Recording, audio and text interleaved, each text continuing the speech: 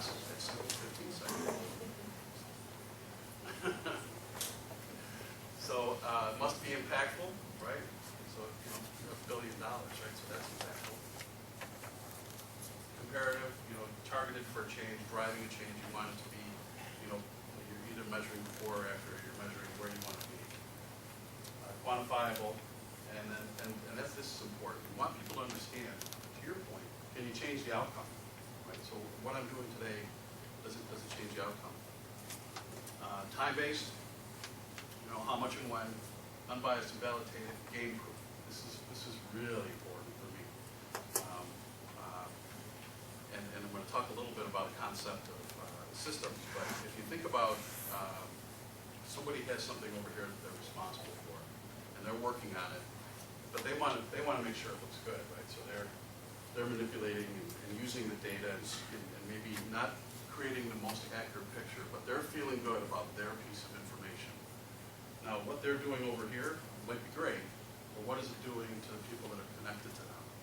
If it's not doing what's supposed to happen, it's now causing disruption in another part of the system. And we often talk about this, particularly in the programs that die, about systems thinking and understanding the consequences of those decisions. If someone's over here making a poor decision based on measures, that's having an effect on something that happens over here.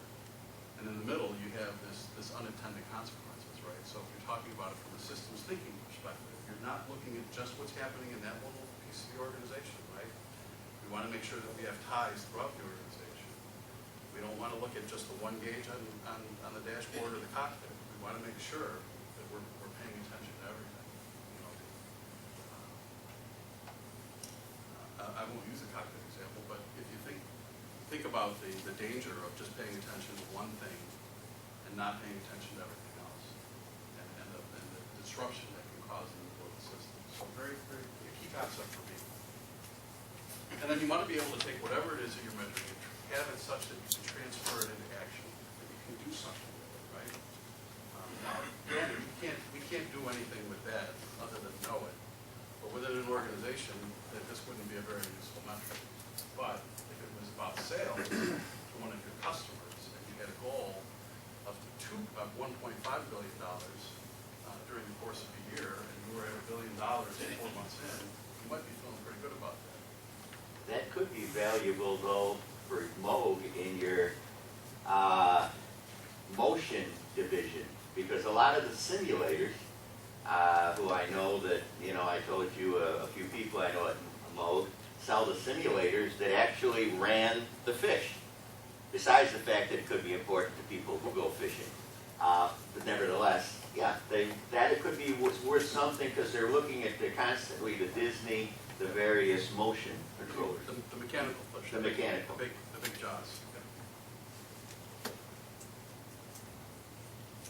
So we'll spend a couple minutes here talking about lagging versus leading metrics, and just again, it's kind of building up to where we're going to go and talking about how this all fits together. But lagging is, or I think mostly about historical. It's confirming something that happened in the past, and it could be a very useful measure. And it indicates whether or not performance was acceptable, right? So it's not telling us what is happening. It tells us what happened. Can anybody think of some examples of maybe some lagging metrics?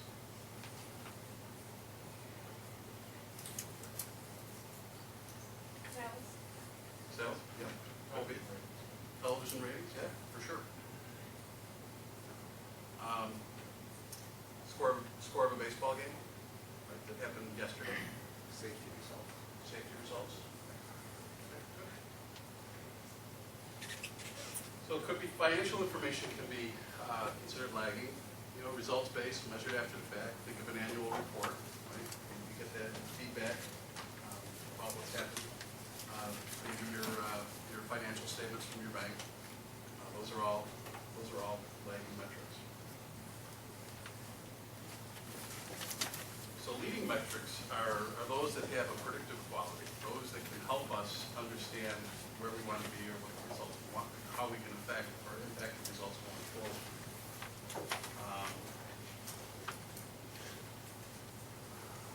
You see on there highlighted cause and effect, right? So those things that can identify those cause and effect relationships. And they guide us how to do a better job. Anybody have any thoughts on what a leading metric could be? Yep, projected ROI, yep, for sure. How about our speedometer? We have to be in Rochester at 10 o'clock, and we leave at 9 o'clock. Are we going to be using the speedometer as a leading indicator? Right. It's going to help us understand, where I might need to make up some time. If I can stay at 65 miles an hour, I'll be okay. Right. So that's also both based on some history, because we've driven to Rochester a couple of times. We know it takes about an hour, but we still have to measure along the way to know, are we going to get there at the same amount of time? And then talk about, I always like this one, because I think it's kind of funny. When you watch a football game, and they need to fill all the time in between plays and talk about stuff. And you'll get the data that says, well, every time the Bills have been ahead in the third quarter, this is what happens, for the rest of the game. So now it has you on the edge of the seat waiting to see, well, is that what's going to happen this time? Right? So they're using it as a leading indicator. I got a question for you, Yes, sir. Mr. Speaker. In organizations, and when you got the lagging and the leading indicators, which type of metrics predominate in your organization? You get your weekly statement, you get your monthly statement, which is year to date, you get your weekly that says, here's how we're doing this month, what we have to push for, etc. So, which are they, lagging or leading in your organization? What do you get the most of? Lagging. Okay. Which makes the biggest impact on future sales and actually progress of the organization? Leading. Okay. That should tell you something.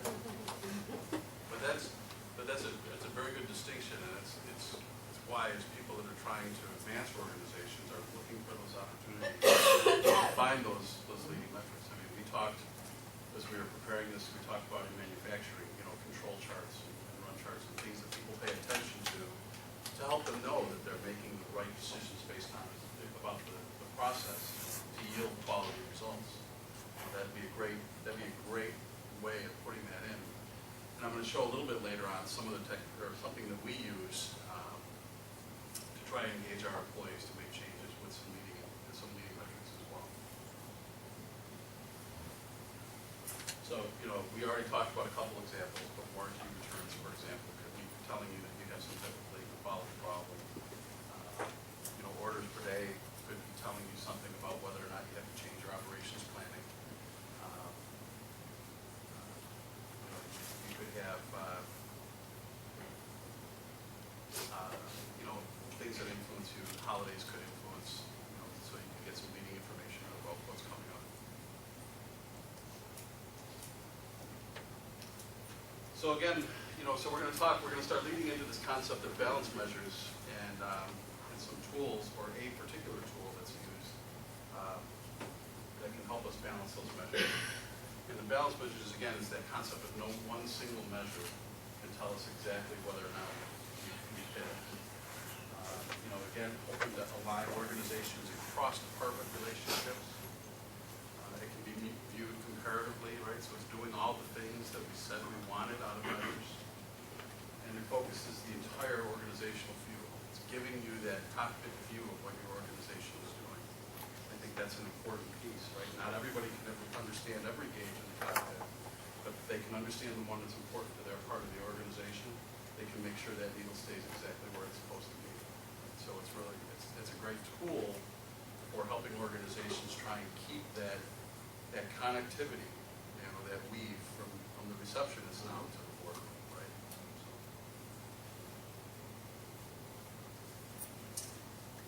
So, it keeps us focused on those few measures that are critical to success.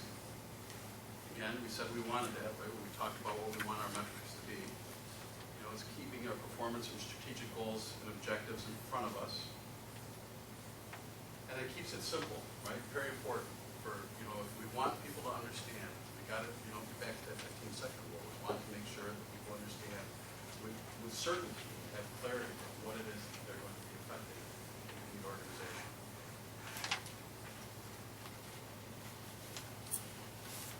it gives us that holistic view, right? So think of it as a top-down view. It gives you the ability to have one view of everything that's going on within the organization. Tracks, it gives us that communication that we're looking for. We want to be able to communicate these messages to people. We want to make sure that the people that need to know the information see it, understand it, and know how they can influence it. And then it balances both the internal and the external perspective, right? We need to pay attention to what our customers and our stakeholders want, and we need to pay attention to what our employees and our associates want, right? So it's helping us maintain that balance. So it's giving us that alignment. It's helping us build that alignment again from the boardroom to the break room. So we want to make sure that everyone understands their roles. And the tool is the balance scorecard. Anybody here ever hear or use this tool in their organizations? Just out of curiosity. Okay, we got at least one couple. This is a tool that we've used at Moog successfully in our history, and it was a great tool to help us build as we were trying to grow our organization. And I'm going to talk a little bit specifically about that growth piece of it as we get into this a little more. But it's a system to measure, those strategic goals, right? Those are the important words to take out of here. It's a measurement tool, and it's a system tool.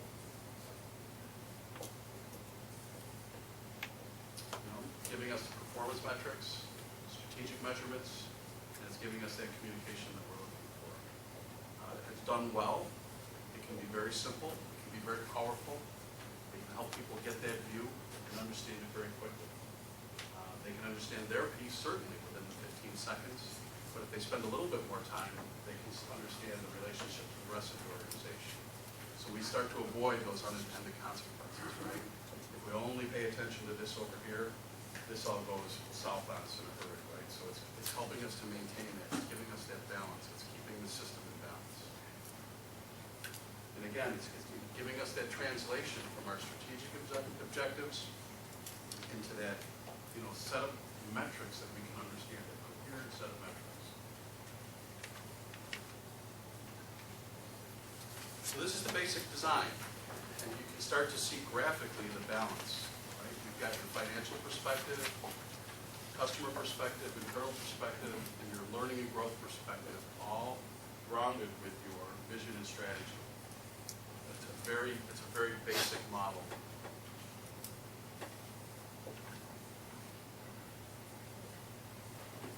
Financial perspective gives us, how do we look to our investors, tells us about our cash flow, market share, return on investment, and so forth.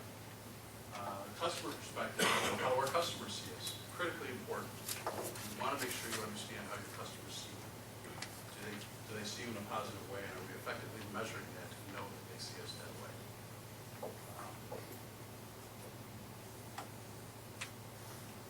The last bullet there is kind of important. The cost, not just price of goods, services, but what does it cost the customer when he or she finally uses it? Can't stress that enough, right? You don't want to be dealing with the effects of poor quality or the cost of poor quality. So you build it into your balance scorecard. You have it there so that you understand, and everyone in the organization can understand what their role is on that. And more importantly, how are we doing against that?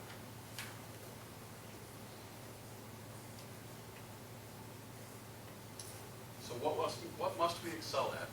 What are the business processes that have the greatest impact on satisfaction, customer satisfaction, and what do we need to maintain market share? I'd like to draw a couple of things here real quick. To build on just these 2 points, the internal process perspective and the learning and growth perspective. So has anybody here ever heard of the concept of the S-curve in a normal business process, right? So a couple of head shaking. So the normal S-curve is this. The theory is that your business is starting out here, it's growing, you're now getting at a point where you become very successful. But watch what happens to the curve. Right? So if we don't do anything, this is where our customers start to eat away at us. We start to lose, and we're no longer innovating. Right? So it's really important that you understand where you are in the cycle. Because if companies that are learning and growing are doing this, they're now jumping onto the next curve.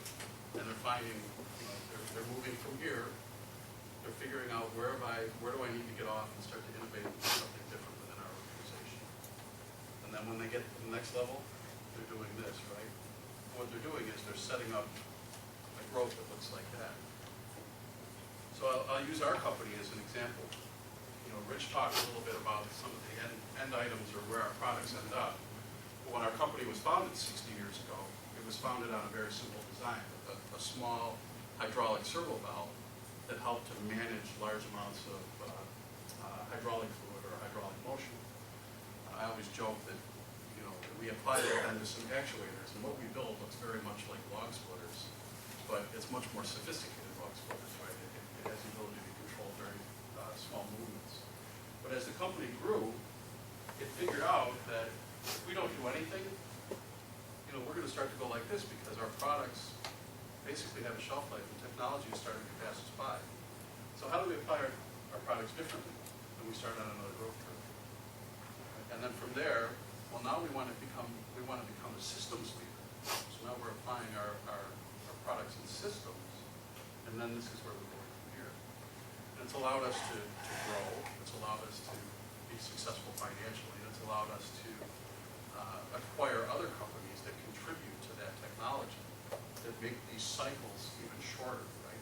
And allows us to have this sustained growth at an even higher rate. When Moog started, Don, did they have, 60 years ago, did Mr. Moog have each one of those growth curves planned out ahead of time and figured out, or how did you come up with them? You know, it gets back to some of the external pressures, right? So you start to look at if you're a learning organization and you're paying attention to what's happening around you, you know where you are in the cycle. And you start to plan for your next cycle.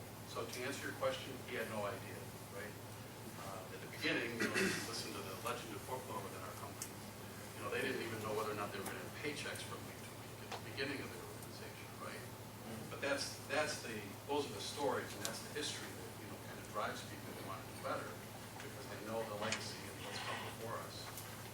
Again, a topic for a whole nother discussion, but it's the people that innovate and have figured out where to jump off on those curves and continually find that next curve. And it's and a lot of it has to do with taking those measures and understanding continuously where you are in those. So, if I can just make sure, I'll do it like the Nuclear Regulatory Commission used to do. Let me see if I understand you and repeat it. When you're figuring out those curves, you're not sure what the next one is going to be, what the optimum one for you is. It's decided by listening to customers and looking at what the external pressures and changes are and where you can adapt to it. It doesn't mean, a lot of people think to have another curve, I have to buy another product line. I have to buy another company. No, that's not necessarily the case. You might apply it to a different industry. You might take your expertise and your skills that you know that you've developed and apply it somewhere else. Those are inherent qualities that your learning organization has built. But you look at that and you say, where am I going to go next? What is the worst thing a company can do? Nothing. Okay? At least if you make a decision and you say, I've got to do something, and you use the metrics that Don's talking about, you see, is it helping the direction you want or is it hurting? What's it doing? All right? If it's not doing what you want, change it. But the worst thing you can do is nothing. All right? So, as you're looking at these, just keep that in mind, so you can't stand still, because your competitors aren't. It's an excellent point. Rich brought up, Moog has a number of different businesses, but part of our business is building motion controls for the entertainment industry. But yet, we also build very sophisticated flight control systems for aircraft. We build very large equipment for wind turbine businesses, right? A lot of it's all based on our core strategy, right? We haven't developed 16 strategies for 16 markets, right? We're innovators, we're solution providers, right? So you stick to that. And again, most people, if you go back to, if they were to give you the description of the company, that might be how they describe it. Like they have that one or two sentence from the top pocket that they can do it. So thank you. And then the last section there, the learning and growth perspective. And That's why I like to draw these two diagrams together. I'm just going to change this here a little bit. So if we're growing like this, and now we're going to start looking at our people, our processes, our facilities. If they're growing like this, what's going to happen? Right? Yeah, we've got this gap here.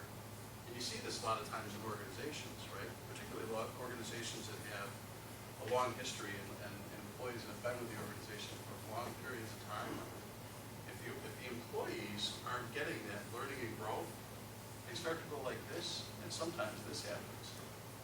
And so now your employees have topped out, they flattened out, they can't keep up with what the business is trying to do. And so now you have this gap, right?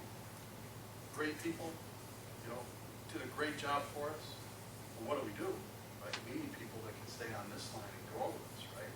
So part of that is making sure that you have a learning and growth perspective, that you're bringing the people, the products, the processes, anything that can be on this line. Is it coming along at the same rate? Is it on the line with you? Really important, particularly if you're growing at that rate, to make sure. Yeah, to add to, again, what you're saying, Bill Moog didn't have all of those S-curves planned out. So one other thing I learned from a very, very good entrepreneur was, what are we looking for the next product? What are we looking for the next application on there? And usually you have some upper level strategy in your organization that comes down that says, we're looking for something like this. Okay? So everybody now starts looking in the direction with blinders on. Okay? And what about every other opportunity? You're not looking for it, you can miss it. So you have to keep an open mind as to what the next step is. Because if you're looking at it and focusing too closely, you're very likely to not see it. Yeah, good point. And that's another thing that can lead towards those gaps. So I like those two diagrams. Those help me sometimes if I'm having to have a discussion with somebody about a process change or something. Sometimes those small visuals are very helpful. Can everybody agree with that? Can you kind of see what I'm talking about there? So Never see it the other way, though. Never see it where the number of associates and the skill sets. you don't. Well, what would happen if that happened? What if the line was reversed? What if your people were on the other side of the line? They leave. That's exactly right. They go look for that other opportunity. They go find a company and they can fit on that line. There are other factors, sir. Yes, I'm sorry. Other factors like, employee benefits, pay plans, service travel, progress. You might. Yeah, that's true. And the risk you have there is then you could have complacency, right? Because then your workforce, if they're no longer engaged because they're not interested, right? They're past what it is you're trying to do. I'm not suggesting it's bad. People make choices for lots of personal reasons, but it's definitely a risk. But if you start looking at just the, how would I put it, the key people there, the goodie bag, okay, you run the risk of being a commodity. And if you're a commodity, if she's got a bigger goodie bag than you got, okay, sayonara. Okay, so there's a lot more that, like there's certain jobs. Would you take a job in Afghanistan if I paid you enough money? There's certain people that, are you sure? Okay, there's certain people, you can't pay you enough money to do certain jobs, right? So the engagement, those are good people. They may not be up to the level, they may still want to do a good job. Most employees I found always want to do a good job. Generally, they either don't know how or they're frustrated from previous experiences, sort of conditioning. Every time you pop up, like at the fair, you have it. Every time something pops up, you hit it with a hammer. Eventually, it doesn't want to pop up anymore, and that's what could be happening to the good people below the line. And I think, and not to burn too much more time on that, but a piece of that is to pay attention to making sure that the organization is doing what's necessary to keep people at the right rate, right? that's the real responsibility. It's the responsibility of the organization to keep those employees engaged, to give them the learning and development that they need to keep up with the growth that's coming. Yeah, just to address the issue of the gap, does MOG on a regular basis do any type of career path evaluation with the employees to find out, you know, what am I today, what do I want to be, do I want to be here in 5 years? Is that a regular part of your culture? Yep, absolutely. I mean, it's an important part as well. I think from a people management perspective, you want to have those discussions. You want to stay engaged with your employees to make sure you understand what their needs are and where can you make fits for those needs, right? No, it's a good point. And I didn't start out in human resources. I think I made somebody angry is why I went into human resources, but I'm not sure. But I mean, I actually started out in a position on the floor in our factory. So it's through those opportunities and staying, you know, I'm trying to stay on that line, right? So there's some, as in from an employee perspective, each of us, being an employee for someone, you have an intrinsic responsibility to know where you are and understanding what do I need to do to improve my skill set to stay up on that line. So, real quickly, the balanced scorecard and the linkages, you know, we still see the words, but you start to see the goals and measures. And if you start to build this is what it starts to actually look like. So this is an example of a balanced scorecard that we used at Mo.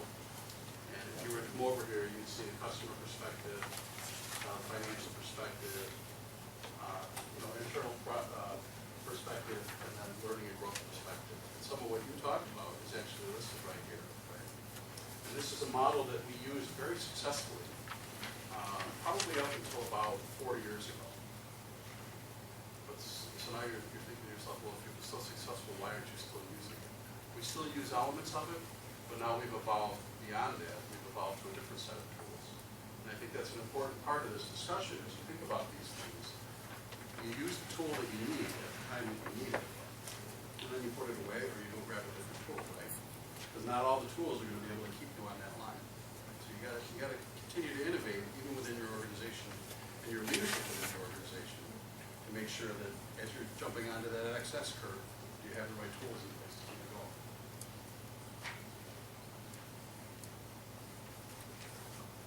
And so what I just showed you over there, our scorecard, basically, you know, you start to see the examples of what the different perspectives would be. I really wish that I'd not forgotten my glasses this morning.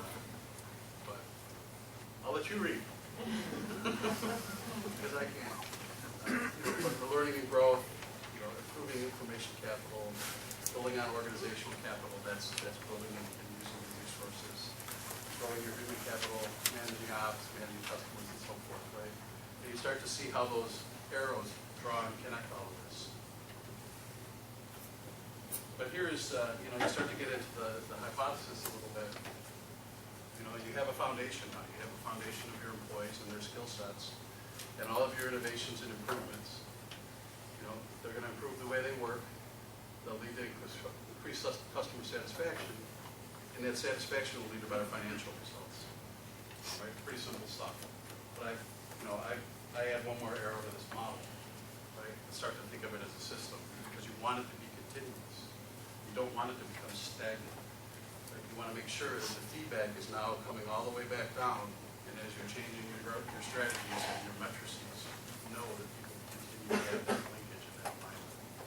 So again, it's that building that, you know, from the boardroom to the break room. And so now I'd like to, you know, I talked a little bit about MOG specifically in our balanced scorecard and where we've evolved since then. And now we're getting back, we're evolving more towards visual. And the reason we do that, we describe it more as a velocity problem. You know, are we keeping up fast enough? Are we getting information in a timely way to the places where we need it? So we've started to develop these visual display processes for quick interpretation, right? That 15-second rule. Can you make a decision quickly and know what you need to do next and move on, right? We don't need to gather 14 people into a meeting room and reach consensus on a decision, right? We need to be able to be a bit more nimble than that. We have to get information out onto the floor. We want to streamline it as much as possible, and we want to be communicating actionable information. We want to make sure that people know what they're supposed to do once they have that information. So we want to put the information with the people who impact the results. And if they understand and they have that